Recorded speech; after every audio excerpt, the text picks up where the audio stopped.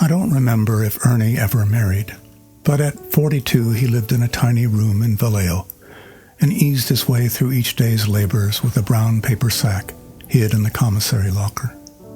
All day long he pushed quietly against the currents that held him, bearing up under the petty tyranny of lesser men, gliding with an unbent strength through the oven grease and mop buckets and cleaning solvents of an ordered day.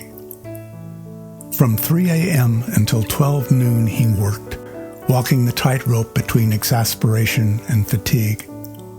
On weekends he sat on his porch and looked for any smile that would force Monday out of his mind and talk about his spent dreams.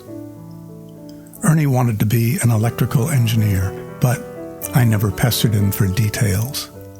I waited for whatever he would offer, sharing the cheap wine that helped him both fire and postpone self-revelation. He stood in the panic of his life, grooming his sadness like a forgotten colt. Though I was 20 years younger, I knew that animal's shape and size, and the wall we expected to find between us never materialized. Our friendship was an organic ritual, cemented at the level of fear and primal doubt, and therefore bursting with complete surprise and simple trust. Drink never robbed Ernie of his honesty or fair play. He never tried to escape from himself, and his anger always had the proper shape and size, somewhere between furtiveness and rage. Ernie knew the slow slide into second, the rounding curve to third, and he marked the strikeout pitch with measured, thoughtful gulps. I saw no self-pity in him.